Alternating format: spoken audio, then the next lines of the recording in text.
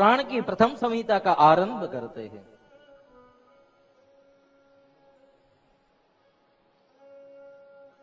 प्रथम संहिता क्या है? विद्येश्वर संहिता। जिस विंध्येश्वर संहिता में 25 अध्याय है, श्लोक संख्या 1540 है, भगवान वेदव्यास पहले उस विंध्येश्वर संहिता के आरंभ में मंगलाचरण करते हैं। मंगलाचरण किसको कहते हैं? संस्कृत में बताए हैं, मंगलाचरण भगवान के गुणों का जिसमें समन्वय हो गया हो, जो इस पुराण का जो इष्ट है उसकी गुणगाथा, उसकी कृपा, दोनों की बात एक साथ कह दी हो, उसको ही मंगल आचरण कहते हैं। और ये मंगलाचरण क्यों करना चाहिए? ये मंगलाचरण के पाठ का श्रवण कर ले, पठन कर ले, हमारे कार्य में कोई भी विघ्न टिकता नहीं है। ऐसा मंगलाचरण बीच में होता है, मंगलाचरण इस पुराण के अंत में होता है। 3 जगहों पे मंगलाचरण की बात कही गई है। पहला आरंभ में, मध्य में और उसके अंत में। तीनों जगह भगवान महादेव की पूर्ति, जब ग्रंथ की पूर्ति हो तब भी मंगलाचरण होता है।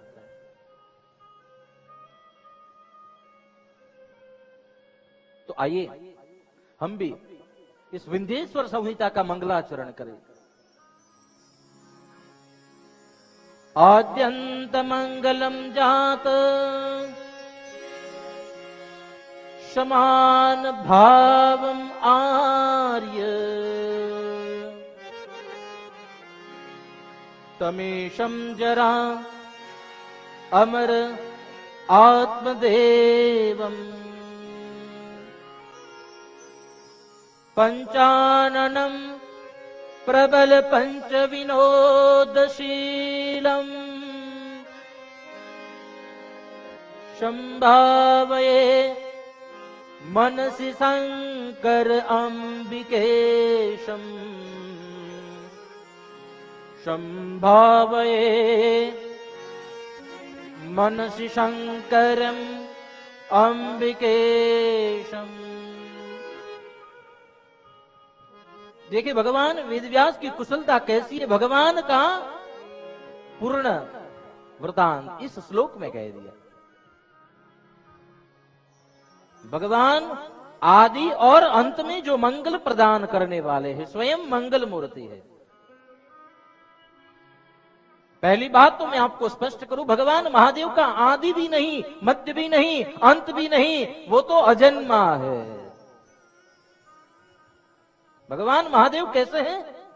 अजन्मा।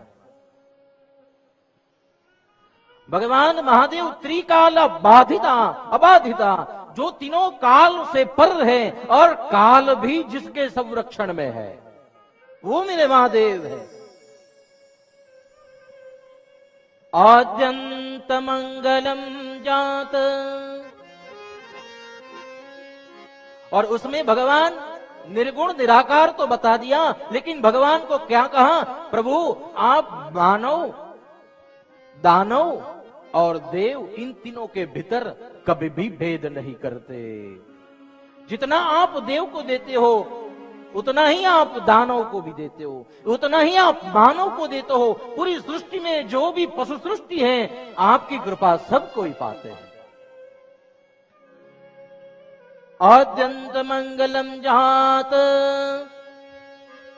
समान भावम आर्य, ये आर्यव्रत में जितने भी जन, जितने भी पशु सृष्टि है, प्रभु आपकी कृपा उन सबके ऊपर हो रही है। किसी के लिए आपका भेद नहीं है प्रभु। कोई भी जगह पे आप कभी भी किसी को भेद की दृष्टि से नहीं देते और नहीं प्रसन्न होते। जितने प्रसन्न देव के लिए होते हो, उतने ही प्रसन्न दानों के लिए हुए हो, और उतने ही आप मानव के लिए भी है। आपने कभी भी भेद दृष्टि नहीं रखी प्रभु, इसलिए मंगलाचरण में ही भगवान के गुण कह दिए। प्रभु आप कैसे हो? कभी किसी के भीतर भेद नहीं करते। तमेशम जरा अमर आत्मदेवम। भगवान को कभी जन्म मरण के चक्कर नहीं होते। प्रभु की कृपा होती है तो हमारे लिए भी जरा और मृत्यु की व्याधि नहीं होती। नित्य आत्मदेव, आत्मा में रमण करने वाले आपके प्रभु पंचमुख है, पंचाननम हो आप, और इस सृष्टि को आप सर्वथा सभी पापों से मुक्त करने वाले हे महादेव, हे मां जगदम्बा, हे मां भवानी, आप दोनों इस सृष्टि को भगवती जगदम्बा के साथ रहकर पालक पिता हो, मात पिता हो। भगवान वेद व्यास ने मंगलाचरण किया और मंगलाचरण कर कर इस कथा का आरंभ करते हुए कहते हैं, सुनिए विंध्येश्वर संहिता में भगवान महादेव की कथा व्यास जी ने अपने सदशिष्य को दी, और वही सदशिष्य सुत जी जहां नैमिषारण है, जहां प्रयागराज, वहां जाकर बैठकर भगवान महादेव की इस कथा को सुनाते हैं। और महादेव की कथा सुनाते हैं, वहां जाकर बैठकर सुनाते हैं, और उस जगह को धर्म क्षेत्र कहते हैं। क्यों धर्म क्षेत्र कहते हैं? जहां पे महादेव की कथा होती है उस जगह को धर्म क्षेत्र कहते हैं। उस क्षेत्र को महाक्षेत्र क्यों कहा है? क्योंकि जब महादेव की कथा हो वो सामान्य क्षेत्र नहीं रहता, स्वयं महाक्षेत्र बन जाता है। इसलिए उस क्षेत्र को और कई विशेषण से यहां व्यास जी लिखते हैं। धर्म क्षेत्रे महाक्षेत्रे गंगा कालिंदी संगमे, जहां पे गंगा और कालिंदी यानी यमुना। देखिए हमारे संतों ने गंगा का मतलब बताया है भक्ति। गंगा का किनारा कौन सा किनारा है? ज्ञान का किनारा। गंगा को संतों ने बताया ये ज्ञान का किनारा है, और हमारे इस यमुना के किनारे को संतों ने भक्ति का किनारा कहा। तो ये कथा गंगा और यमुना जहां से बह रही है उस प्रयागराज में हो रही है। प्रयागे परमे पुण्ये ब्रह्मलोकस्य वर्त्मनि। और इसलिए इस जगह को प्रयाग, और प्रयाग में जो होने वाले पुण्य, इस कथा को सुनने से सारे पुण्य आपको मिल जाते हैं, और यही तो ब्रह्मलोक का मार्ग बन जाती है। यही कथा तो ब्रह्मलोक का मार्ग बन जाती है। यहां पे भगवान की कथा धर्म क्षेत्र में हो रही है। हमारा भी यह क्षेत्र धर्म क्षेत्र है, क्योंकि स्वयं पारदेश्वर श्री यंत्र युग शिखर मंदिर के साथ विराजमान, जहां पे भगवती की भी इतनी अच्छी आराधना होती है, नित्य यज्ञ होते हैं, नित्य आहुतियां होती है, नित्य भगवान के अभिषेक होते हैं। और उस जगह में यहां पे भगवान की पूजा का महत्व बताया है। एक बार ये कथा के सत्र में सुतजियों ने प्रश्न किया कि इस कथा को किस प्रकार से की जाए, इस कथा को किस प्रकार से हम सुने। तो कह दिया कि जब जब विशेष पर्व हो उस दिन में भगवान महादेव की कथा बहुत अच्छे भाव से सुननी चाहिए। जब शिवरात्रि का पर्व निकट आता हो और शिवरात्रि की पर्व के भीतर ये कथा होती हो तो वो अनंत पुण्य देगी। नित्य जो निरंतर भगवान की कथा सुने उनके लिए कह दिया, इंद्र भी प्रतीक्षा करता नहीं है आपकी सेवा के लिए, आपकी आज्ञा, आपके काम के लिए इंद्र भी तैयार रहता है। और करोड़ों जितना, 1 करोड़ जितना पुण्य जहां पे बिल्व वृक्ष हो, जहां पे पारदेश्वर लिंग हो और उनकी सन्निधि में हम ये कथा सुने तो इतना पुण्य मिलेगा। इस कथा को बरगद के पेड़ के नीचे, बिल्व वृक्ष के पेड़ के नीचे अगर बैठकर कोई भी रुद्र संहिता का पाठ कर ले तो वो जीव ब्रह्म हत्या जैसे पापों से भी मुक्त हो जाता है। सारे पुण्य को सुनने के बाद सुत जी इस कथा का आरंभ करते हैं और कहते हैं, सुनिए।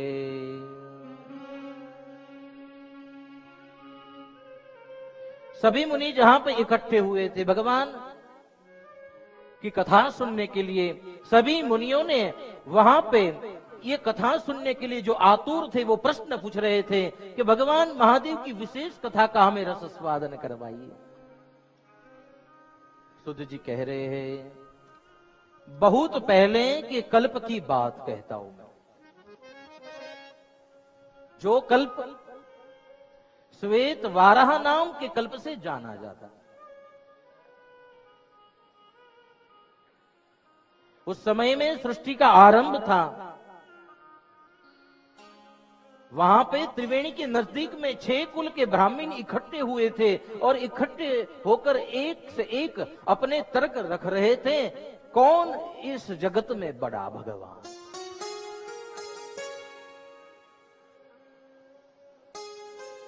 तब ये भगवान का महिमा सुनने के लिए सभी ने एक निर्णय किया। ये 6 कुल के जो उत्तम ब्राह्मण थे उन्होंने ये निर्णय किया। वो निर्णय करके कहने लगे, हम ब्रह्मा जी के पास जाएंगे। ब्रह्मा जी के पास जाकर कहने लगे, ब्रह्मा जी हमें आप ये बात बताइए, इस जगत में सबसे बड़ा देव कौन?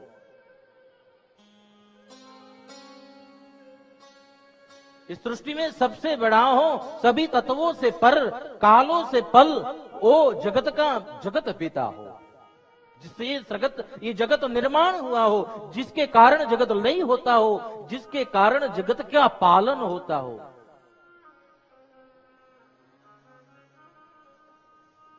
आप हमारे मन का समाधान कीजिए।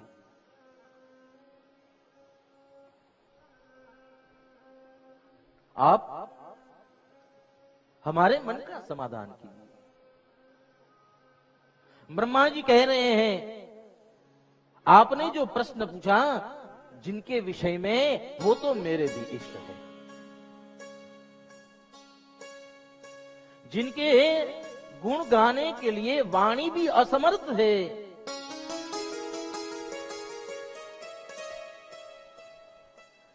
ब्रह्मा, विष्णु और रुद्र भी असमर्थ है, जो महादेव के गुण नहीं गा सकते।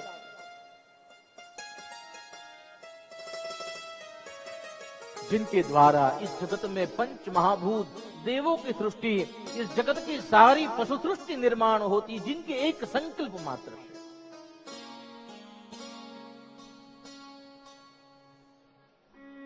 वैसे देव मेरे महादेव, और मेरे महादेव को पाने के लिए आपको भक्ति का साधन करना पड़ेगा।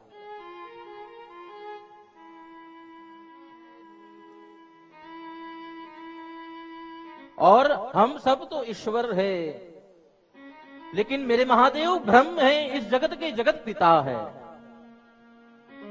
मेरे महादेव से तो हमारी सृष्टि है, हम ब्रह्मा मेरे महादेव के कारण है, मेरे पालक पिता विष्णु मेरे महादेव के कारण है।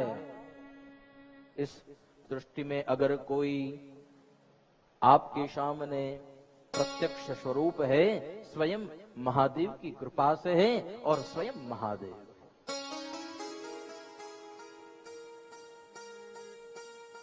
ब्रह्मा जी कह रहे हैं, उनको ही भगवान कहते हैं। वेदों में, उपनिषदों ने भगवान की व्याख्या करते हुए कहा, भगवान किसको कहते हैं?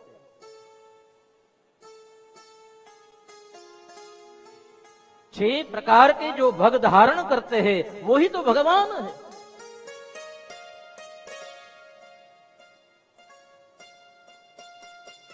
छह प्रकार के भग जो धारण करते हैं वही भगवान है। सच भगवान ज्ञान गुण ऐश्वर्य बल वीर्य तेजो भी सदा संपन्नम।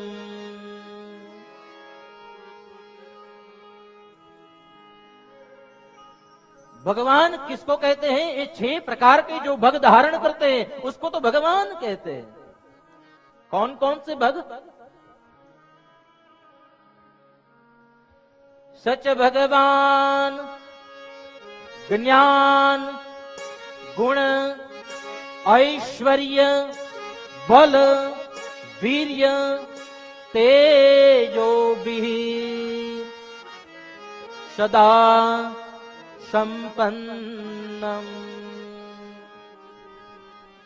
भगवान जन्म से ही, भगवान आप अगर अवतार लेकर इस पृथ्वी पर आते हैं तो जन्म से ही सदा संपन्न होते हैं। उनके पास जन्म से ही ज्ञान होता है।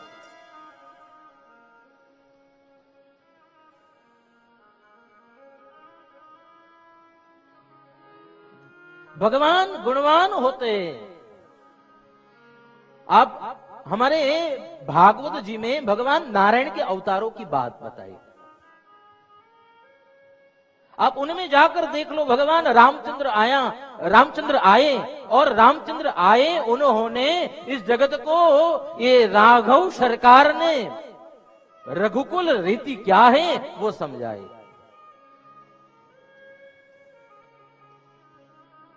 पूरे ब्रह्मांड का मालिक, पूरी जगत सृष्टि का मालिक आकर अपने पिता का तर्पण करता है, गुरुकुल में शिक्षा लेने जाता है, गुरुकुल में जाकर गुरु की दीक्षा लेता है। रीति नीति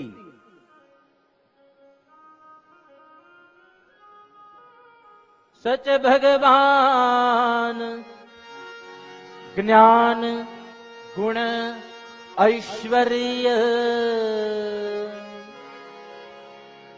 भगवान का दिव्य तेज होता है। भगवान जहां भी प्रकट होते हैं, कोटि सूर्य समप्रभ। भगवान का तेज कैसा है? दिव्य तेज, जहां करोड़ों सूर्यों का तेज इकट्ठा हो जाए। भगवान का ऐश्वर्य इतना है। अरे आप जब सुनो ने मां जगदम्बा कैसे आभूषण पहनती है, कैसे कैसे रत्न भगवान पहनते हैं, और भगवान का सिंहासन कैसा है, सुनकर हम ऐसा सोचने लग जाए, इस दुनिया की एक सारी संपत्ति तुलने में लग जाए तो भी भगवान के एक रत्न के बराबर नहीं है। भगवान ऐश्वर्य संपन्न होते हैं, भगवान को कुछ कम नहीं होता है। भगवान संकल्प करते हैं और सर्जन हो जाता है। उपनिषदों में कहा है, भगवान की व्याख्या क्या है? उपनिषद कहते हैं, सुनिए। पूर्णमिदं पूर्णात् पूर्णमुदच्यते पूर्णस्य पूर्णमादाय पूर्णमेवावशिष्यते।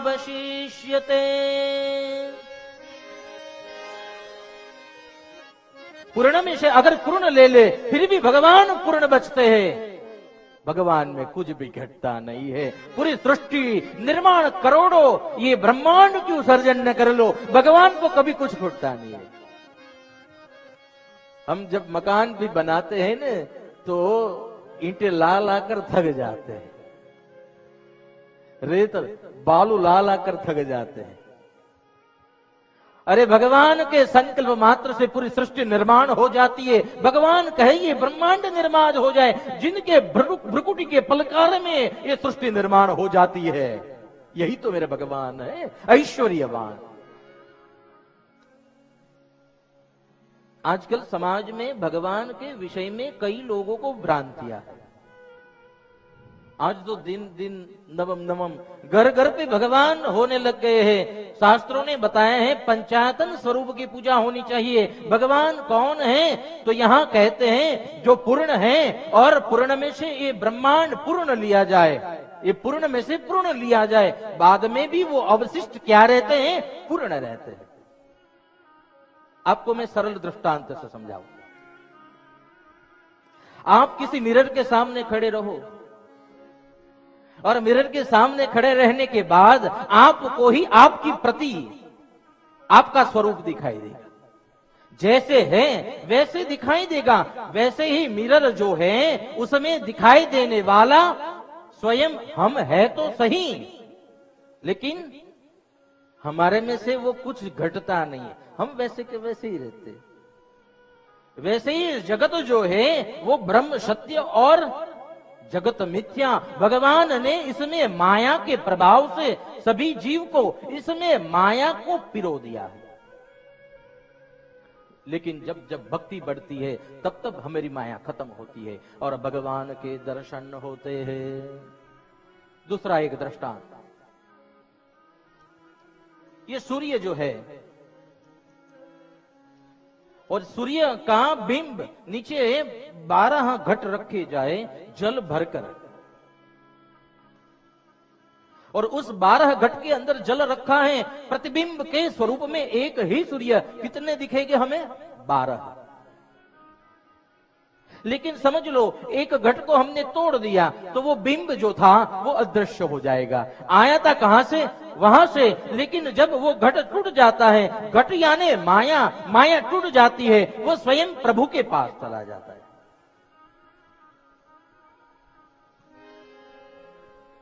इस देश में आजकल कई भगवान हैं जो सृष्टि में बने हुए हैं, लेकिन समझिए भगवान जो है वो पूर्ण होते हैं, वो पूर्ण ही रहते हैं, कभी घटते नहीं। उनका ऐश्वर्य इतना है। सच भगवान ज्ञान गुण ऐश्वर्य बल, भगवान का बल भी इतना है।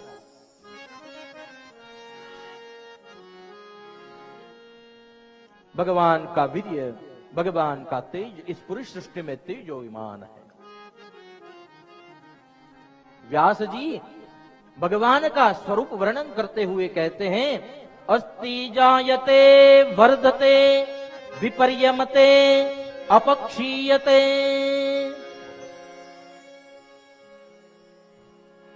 भगवान का शरीर निर्गुण भी है, निराकार भी है। जिस प्रकार जो भक्त जिस प्रकार भगवान को याद करता है उस प्रकार प्रकट हो जाता है। भगवान के दाढ़ी मूछ नहीं होते, भगवान युवान ही रहते हैं, भगवान कभी भी वृद्ध नहीं होते, भगवान कभी क्षीण नहीं होते। भगवान का आदि नहीं, मध्य नहीं, अंत नहीं, स्वयं अजन्मा है। भगवान इस सृष्टि को जन्म दाता है, जो जन्म देते हैं वो अजन्मा है। आज तक किसी ने महादेव की जन्म जयंती बनाई हो, ऐसा कोई उत्सव देखा हो, ऐसा देखा है कभी आपने? भगवान कैसा है? अजन्मा है। ये पूरी सृष्टि को जो जन्म देने वाला है वो स्वयं अजन्मा है। इसलिए वेदों ने कहा, उपनिषदों ने कहा, भगवान पूर्ण होते हैं, पूर्ण रहते हैं, पूर्ण में से पूर्ण लिया जाए, फिर भी कभी भी भगवान घटते नहीं है।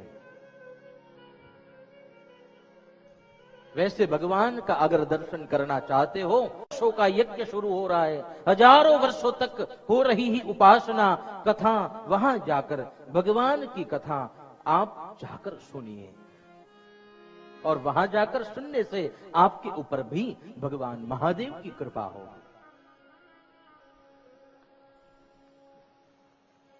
ब्रह्मा जी को सारे मुनि पूछ रहे हैं, प्रभु हे ब्रह्मा जी, हमारे मन में अब जानने की उत्सुकता बढ़ गई है, क्योंकि आप भगवान की जो बात कर रहे हैं, अब ये बात तो सुनने के बाद हमसे रहा नहीं जाएगा, क्योंकि भगवान का इतना दिव्य स्वरूप जो पूरी सृष्टि को तेज दे, उनके विषय में जानने की बहुत इच्छा है, उत्सुकता है। आप हमें बताइए। ब्रह्मा जी को प्रश्न करते हैं, अतः किम परम साध्यम किम वा तत्साधनम परम। भगवान को पाने का परम साध्य क्या है और परम साधन कौन सा है? आप हमें ये बताइए कि ये भगवान जो आप कहते हैं वो पूर्ण है, पूर्ण ही रहता है, कभी खत्म नहीं होता, कभी क्षीण नहीं होता, कभी उसकी वो दाढ़ी मूछ वृद्ध नहीं होता, निर्गुण निराकार, ऐसे ब्रह्म को किस प्रकार से, किस साधन से पाया जाए? तो यहां भगवान को प्रश्न कर रहे हैं, किम परम साध्यम किम तत्साधनम। भगवान को किस प्रकार से पाए जाए और कौन सा साधन है जो साधन से हम भगवान को पा सके।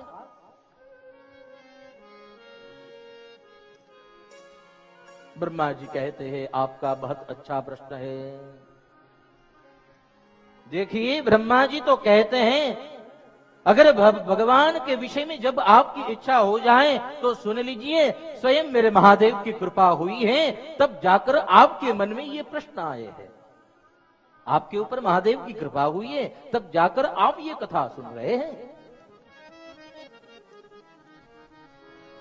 तो मेरे भगवान को किस प्रकार से हम पाए,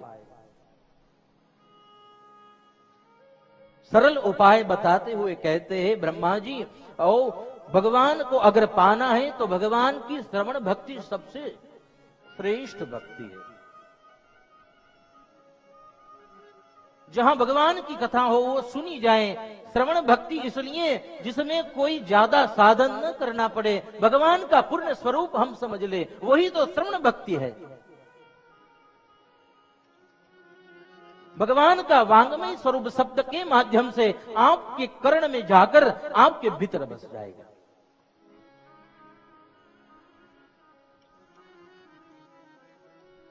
सरल सा सरल दूसरा रास्ता, भगवान का कीर्तन कर लो।